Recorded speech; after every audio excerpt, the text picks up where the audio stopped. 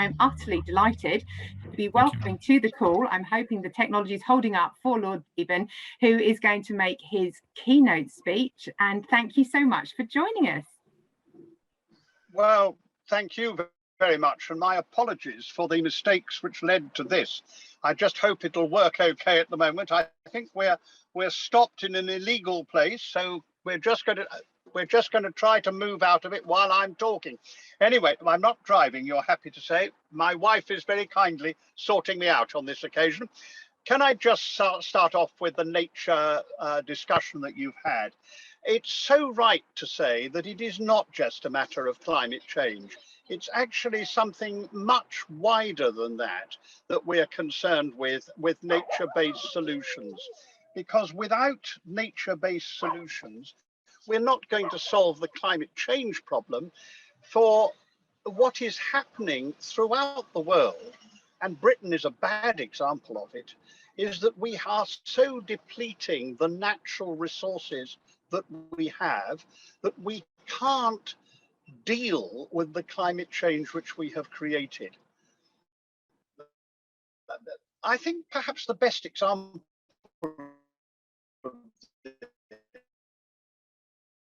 is a phrase when he said climate change is the symptom of what we've done. So if it's a symptom, the disease is elsewhere, and the disease is in a whole series of things.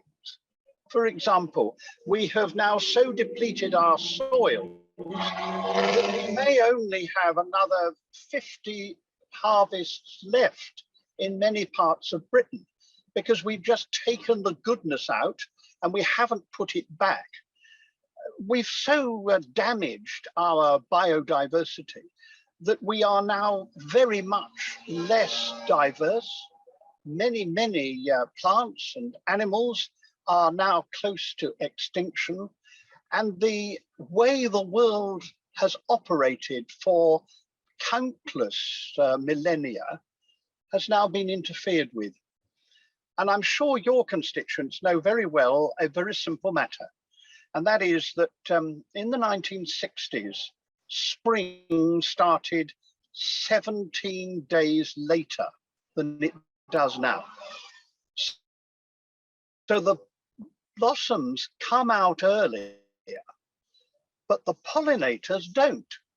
So the whole system upon which we depend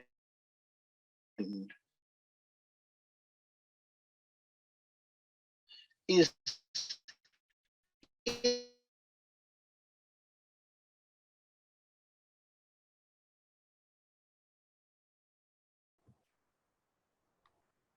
Lord Deben, we do seem to have lost your connection. I don't know if you want to switch your video off so that we can just hear you.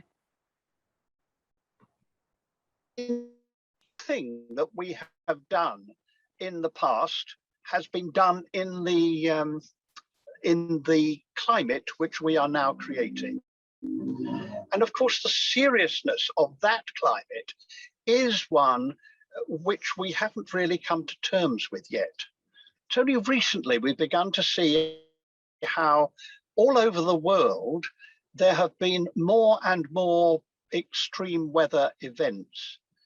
And I don't know whether you noticed it, but when the floods in Germany, these disastrous floods took place in one of the world's most advanced economies, the immediate reaction of people was, why hasn't the government done more about climate change? When it happened in New York, these terrible floods in New York, when that happened, then the president was able to say immediately, that is climate change, and no one laughed at him. It's only a short time ago that they would have laughed at him.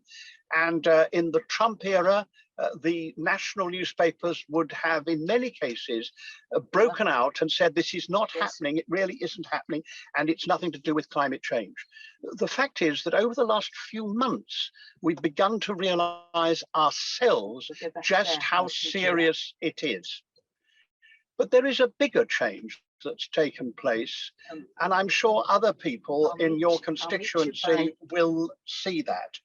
The first is that the finance world has suddenly discovered that sustainable development and the battle against battle for net zero is actually crucial to our economic health. Not as a matter of doing the right thing because it's right, not doing the right thing because you're morally driven to, but doing the thing absolutely clearly and directly because otherwise we'll lose money. So when you get people like BlackRock and Aviva and the other investors, when you get that, then you do have to understand that the world has changed. So what should we do about it? I want to start very quickly with us, because all of us have got our own part to play. And they may be small things. It may be simply not using any more water in the kettle when you're boiling your kettle for your cup of coffee. It may be just simply not cleaning your teeth under running water. It may be things just like that. But all of us can do those things which add up together, perhaps to close down 2 of our power stations. And with the price of gas at the moment, that would make a huge difference. So we can do small things ourselves, and then we can do bigger things united together. I'm very impressed with what localities are now doing, very impressed with what the churches are doing, very impressed indeed what community groups, everything from the Women's Institute right the way through to all sorts of voluntary bodies who are together reducing their emissions because they can do it in a common way. But then we can go one stage further. Our local authorities have a huge part to play. And in this, perhaps I may be critical of the government. I don't think that we've yet learnt how to be partners with our local authorities. Very often it sounds as if all that is happening is that we are telling local authorities what to do. And yet, as far as this is concerned, as far as climate change is concerned, it's the local authorities that are going to have to carry through most of the things that we need to do. So local authorities, most of whom have set a target, have said that in fact, they want to go carbon neutral by 2030. And certainly their areas need to do that as even a bit later, but they're hoping the whole of the local authority to go carbon neutral. That has made a huge difference.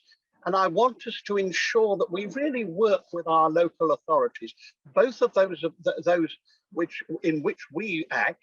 And if I may say so, Parliament has got a press on the new Secretary of State, whose appointment I am particularly pleased, because Michael Gove understands this. What we need to have is a real partnership so that we can carry these things through on a local level.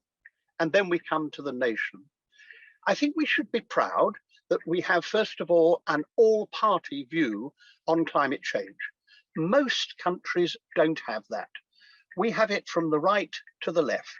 And therefore we can get on with this without it becoming a party political free-for-all.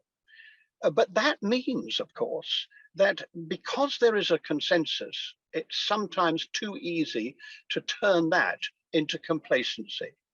And what has been impressive about this government is that it has set the best and most pressurized targets in the world. It's understood that if we're to win the battles in the coming climate change committee, the COP26, if we're to win the battles there and get other nations on board, then we have got to set an example. So I think we all ought to say thank you before we have criticism. And I sometimes get cross with people who forget the thank you. But having said that, the problem is that we have set the targets, but we have not yet set the clear steps to achieve those targets. We're promised that that will happen very soon. We're promised that there will, within a very short period of time, be a net zero strategy before the COP26. We're promised that the Treasury will show how it intends to help those who are poorest, because the cost is going to fall unfairly unless it does. We're promised those things, but until we have them, until we know that the government is serious about the steps towards the statutory targets which it has so bravely put in place, then we won't win other countries' support. So I'm looking for that very rapidly, and I'm looking for it in the context of a national understanding. There is another problem. It is that we haven't yet been willing to reach out to the whole population. We need to help people understand what this is all about in language they understand. I banned the phrase kilowatt hours. I can't feel it, I can't smell it, I can't touch it. So if I'm going to get people to understand about what the costs will be, I've got to talk about bills. And that's a very touchy subject just at this moment, because actually our bills have been falling, mainly because we've been using much more energy efficient equipment. So overall, the average person who's on both gas and electricity has found their bills falling comparatively. Now we have a huge hike because of the international cost of gas. It seems to me that we ought to think to ourselves rather carefully here. We don't want a future based on gas, even if there wasn't anything about climate change, because there's no doubt that the Russians have been manipulating the cost so that our costs have risen. There's no doubt that we're in the hands of Mr. Putin in Western Europe in a way which we shouldn't be. But the more that we can move to renewable energy, coupled with nuclear power, the more we can do that, then the more that we ourselves are safe from the intrusions very often of countries whose regimes are not ones which we support.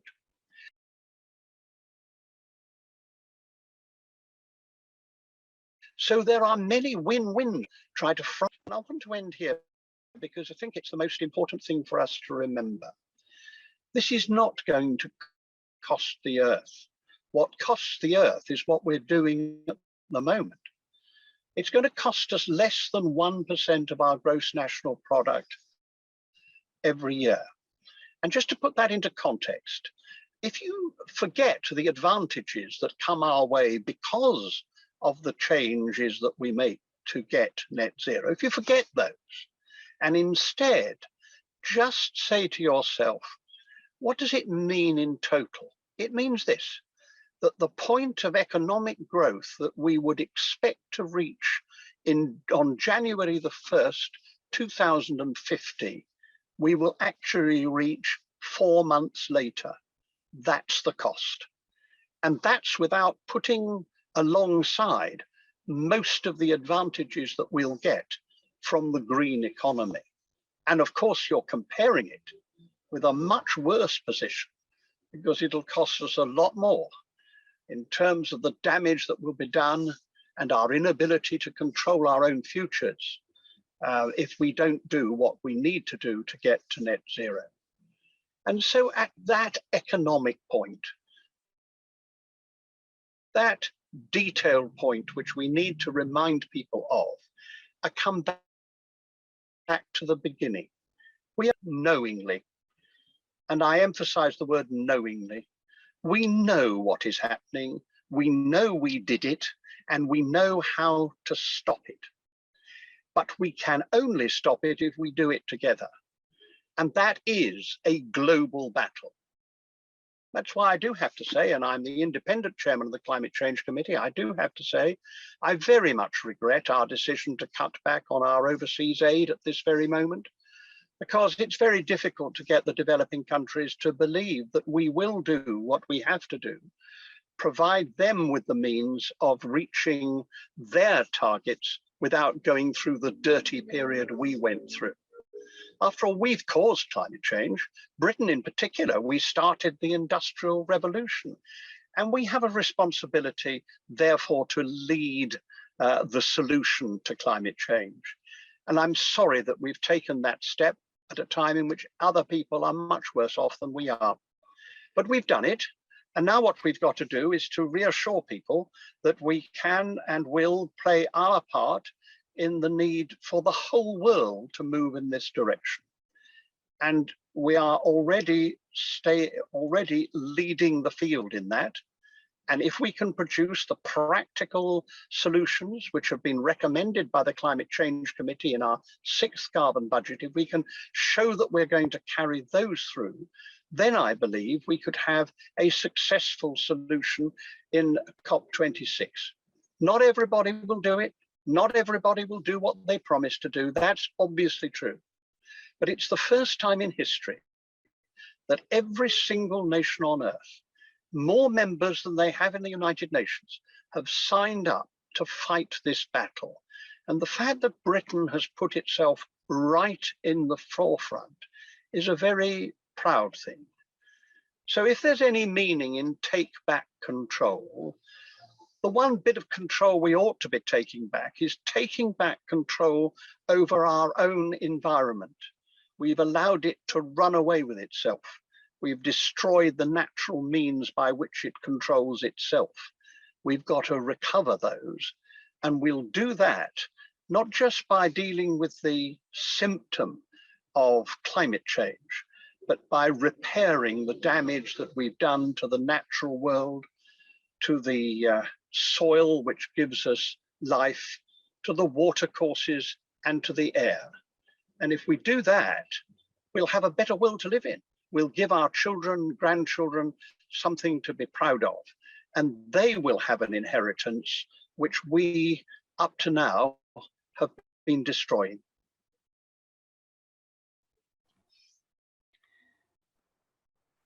Thank you, Lord Deben, for your inspiring words and for interrupting your Saturday morning to join us, and to Lady Deben as well for accommodating us from the car. So thank you so much for coming along. It's an absolute privilege to have you here in North Devon this morning.